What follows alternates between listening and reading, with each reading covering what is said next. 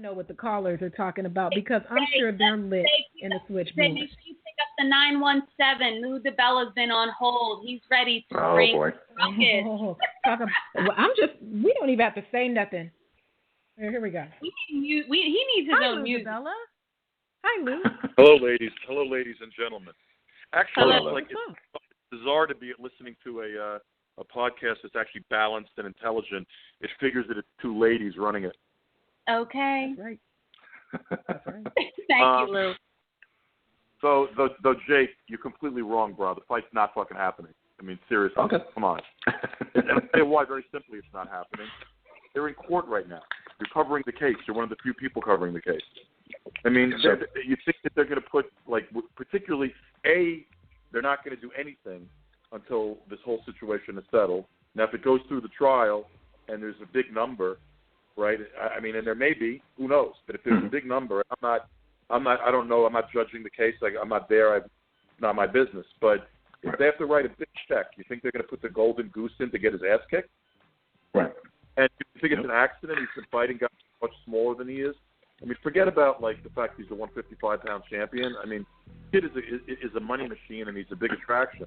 And from a business standpoint, I don't blame him for protecting him. I blame him for being fucking hypocrite and lying and feeding the kid stupid stuff to say, so he makes an ass of himself and them.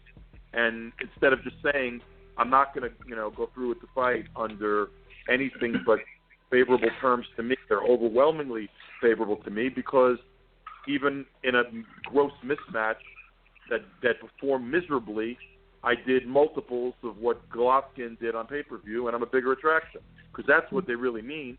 But going on the air and saying I'm a Mexican pride, I'll fight you any day, call me Oscar St. Call me tomorrow, kiss my ass, be real, keep it real, and the fight's not happening for business reasons. Then be open and honest and discuss the business reasons. And also, with the lawsuit pending, I don't believe for a second that fight's happening anytime soon. If they have to write a giant check to Zavala's company, which I'm not saying they will, I don't know, but it's going to be decided now. They're not putting this kid at risk in a fight where you and I know he's getting his ass kicked. But frankly, it's none of my business. But that's just my opinion. And by the way, I'm overwhelmingly probably right. Lou, I'm gonna have to have your back on that one. If you get on my TV and you say all this mess about you ready to fight tonight, then the money doesn't matter. The money doesn't matter. But now they're tied up in legal litigation. There's nothing wrong with promotion and bullshit. Unfortunately, the reality is bullshit is part of promotion. In anything, in every sport, there's an element of bullshit that's naturally part of promotion. But if you know that you're not going to come through with what you're saying, don't fucking say it. It's dumb. It's hurting the kid. It's hurting you. It's hurting your credibility. Don't say it. Keep it real, okay? Keep it real. I'll fight you maybe. Give me 80% of the money. You want me so bad? You're not the attraction. I don't need you. I can keep making money. You really can't. I mean, you can if you want to limit yourself to HBO money. Look, I think Golovkin's the best. I'm a huge fan. I mean, anyone who follows my Twitter feed knows I'm a huge fan. But I mean, I understand the realities of business, and that Canelo's not fighting him unless he gets the lion's share of the money. But I'm not so much faulting business decisions because they're people's prerogative, and what the fans think, frankly, isn't going to change ultimately. I'm still getting tweets and hate mail and hate tweets about a 40-year-old Martinez not fighting Golovkin when that fight, Golovkin was nowhere near pay-per-view. There was no money in the fight, and Sergio had never made real money, and people are saying we ducked Triple G. Members of the press are saying we ducked Triple G. Sergio Martinez never ducked anybody. Unfortunately, had Triple G been in a position where Sergio could have earned a big payday when Sergio was in his brief moment at the top of the game and where he wasn't getting screwed around, the fight would have happened. They never intersected, But right now, the business reality is Canelo's the bigger draw than Golovkin. Okay, I mean economically, Okay, yeah. all right, that's fine. But then don't go out there and start pulling ethnic pride and screaming, call my phone tomorrow, when you don't mean it. Lou, let's switch gears a little bit. Let me ask you about Lara versus GGG, a Lara call-out. Is this real? I think it's real, yeah. I think Lara will fight anybody. Now, you know, a lot of people don't love Lara. Lara's a really skilled guy. Frankly, he probably gives Triple G more problems than a guy that's going to come right at him that has no defensive ability and can't box. You know, but it's not like forget about the fact the public's not screaming for a Lara fight. Lara happens to be a good fighter, and the fact that he's calling out a guy that no one else is calling out, well, you know what? I give him props for that. I mean, honestly, I'm a big fan of Lara. I like him as a person, and I actually think he's really good. But I'll be honest, I'm a Gaddy Ward kind of guy. So it's not like Lara's style is my kind of style. It's not, you know. But I give him his props the same way I would give Rigondeaux his props, even though I don't care if I see him. And I'll give a lot of other people their props, even though they're not my first choices in terms of who I want to watch, in terms of their ability. You know, I don't blame fans for saying I don't like Lara's style, so I don't want to see the fight. But shitting on Lara for calling him out is dumb. Well, Thurman Porter, June 25th. It was announced you guys have a loaded undercard. Besides Heather Hardy, who I love on that card, I hope she comes to the Raging Big Brunch. You added a couple other fights. Can you do a quick run-through of the undercard? Yeah, Adam Kalnacki, young heavyweight from New York, is going to be on the card. We're in the process of trying to finalize his fight. Jared Hurd, who would beat Frank Galarza on Showbox, looks sensational doing it. He's going to be on the card fighting another undefeated kid. Molina. Benavides, the kid that Samson Lukowicz promotes at 168 pounds, like young prospect, tremendous power. He's fighting Francine Tutu, who's an undefeated fighter from Canada. Regis Prograis, who was one of the ESPN prospects of the year, made most year-end prospect of the year list. He's going to be fighting for the NABF title on that card. We're in the process of finalizing contracts on that fight. Jonathan Alonso, Spanish Olympian, originally from the Dominican Republic, undefeated kid that I promote. He'll be on the card. The card's loaded. It's going to be, you know, you mentioned Heather. It's going to be loaded from the time people walk in the door to the time they leave, and there's not going to be a single fight on the card that's on paper a mismatch. You know, the two main events are so good, it deserves a supporting card that, you know, rises to that level. And I also think, you know, we're going to have somewhere between 14 and 16,000 people at the Barclays Center. And I want to be. Yeah, we got to put like our best foot forward. And I've always, you know, moaned and complained that too often the undercards aren't good enough, and you know that you know, one of the things that a lot of times you see at MMA events is that when you walk in the door, you get competitive stuff from the beginning to the end. There's going to be competitive stuff from the time the doors open until people walk out that night. And the two, obviously, like Cuellar and Morris and Thurman and Porter are two terrific fights for Showtime. Showtime on CBS. So I'm looking forward to the card. But people that come into the Barclays Center, you're not going to see. There's no Showtime Extreme. So the entire undercard you're only going to get if you come to the Barclays Center and you buy tickets to see the fight live. And the one good thing about the way the room is set up is that we can open up more of the, like, you know, the seats upstairs, so people aren't going to get shut out of those seats. Now, if you want to sit in good seats, you better be calling right now. But if you just want to be in the building, I think that people are going to have that opportunity, and there are a lot of affordable seats, you know, that are still around, and people should call to get them. The good seats, the floor seats, the good seats on the risers, those are literally flying out. So people who haven't bought their tickets yet.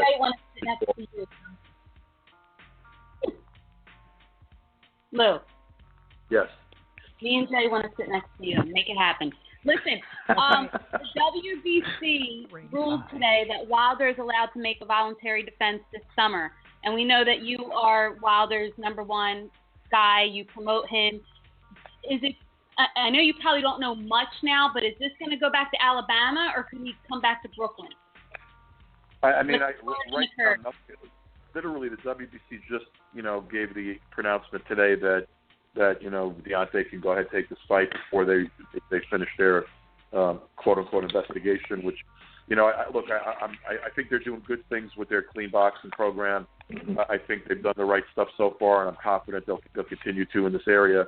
They're also really trying to get all of their fighters who fight for the WBC to do 12-month all year round PED testing, and I think that's a huge step, and that I really give them kudos for that.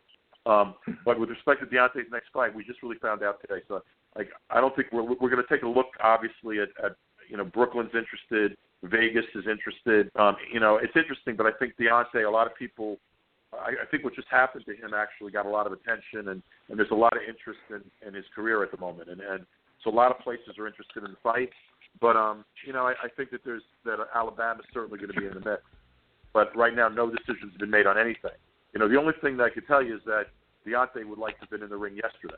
So he wants to fight ASAP. I mean, he was geared up. He got himself in unbelievable shape. He doesn't want to get himself out of that kind of shape. So he really wants to get in as soon as we can make it happen, and that's what we're going to try to do. We got to find a site. We got to find a television date. We got to find someone to fight, which, if you look at the heavyweight rankings these days, isn't so easy. We got. You know who I'm thinking? I'm thinking like Chris Arreola. Like it's why not? It's just a summer tune-up, right? I mean, it's interesting you mentioned that, but I think that there's when you look at the rankings, there's not a lot of choices, and people are tweeting out stuff about Joseph Parker and Anthony Joshua and these young guys, and they're not running to make that fight on incredibly short notice. That kind of fight, fight's going to be built to. Frankly, both Joshua and Parker are going to take a bunch of other fights. Klitschko and Fury are fighting each other.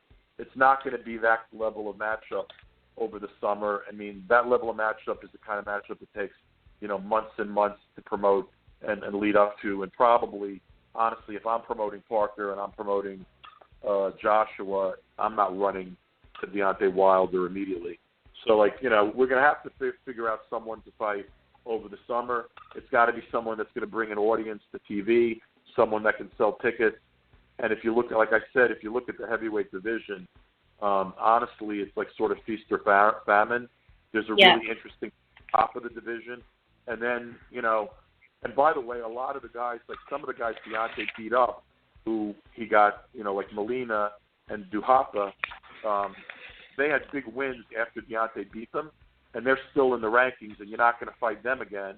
And you're not going to fight Stavern again when you beat him every friggin' round. And frankly, there's not a lot of choice.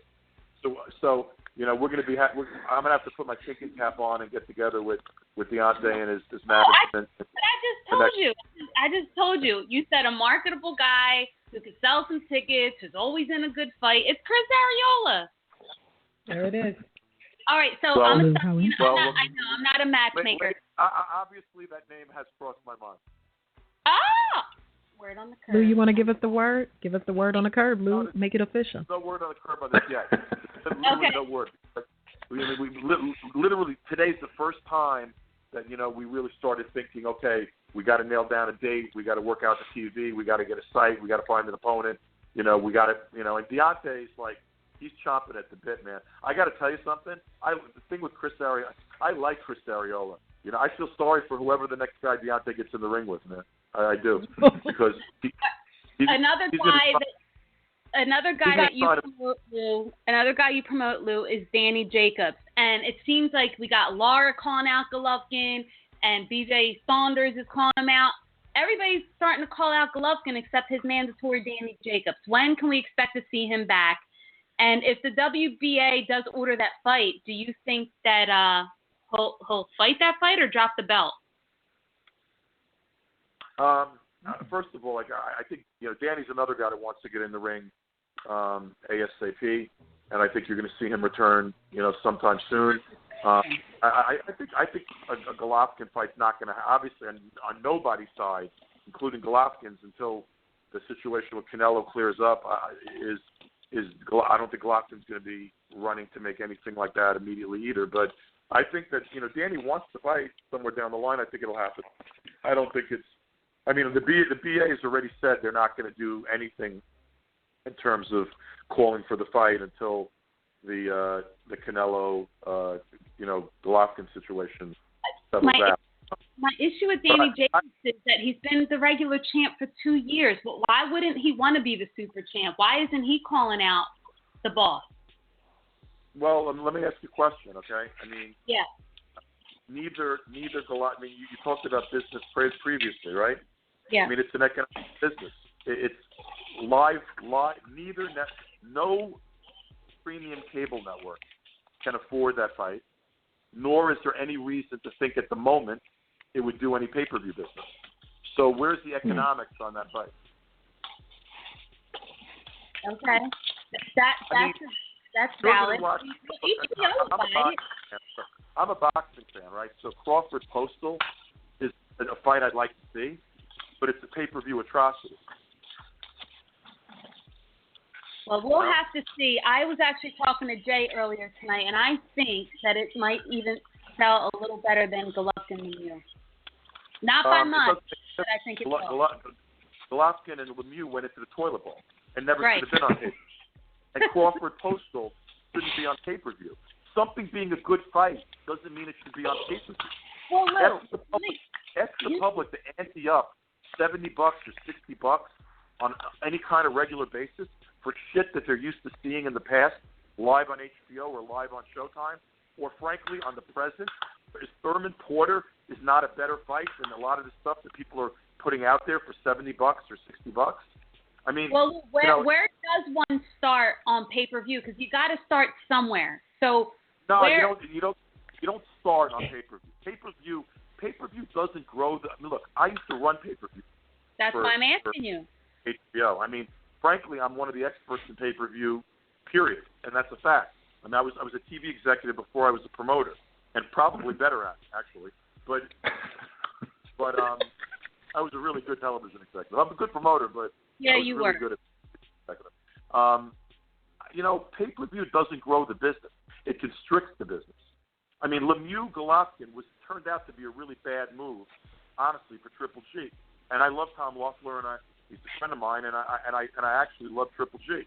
But that fight not performing didn't help his negotiating posture, and it was the best fight he fought in a while on paper, even though I told everyone Lemieux had no shot at all. But that fight would have been an unbelievable HBO fight. And the numbers it wound up generating on pay-per-view, it could have been an HBO fight. And it should have been an HBO fight. And Crawford Postal should be an HBO fight. You know? Yeah. I mean, there's no reason to think that. And again, Jacobs and Golovkin, the economics probably at the moment they're very hard to figure out how that would work. No premium cable network is paying enough of a license fee to satisfy both sides of that fight. And just look at the performance of recent pay-per-views. What makes you think that fight would perform at all on pay-per-view? Well, Lou, we're going to go to the phone lines, but thank you for calling in. Thank you for the undercard. And Jake, congratulations on that Olympic gig. Thank you so much, Lou. I really appreciate that. Thank you.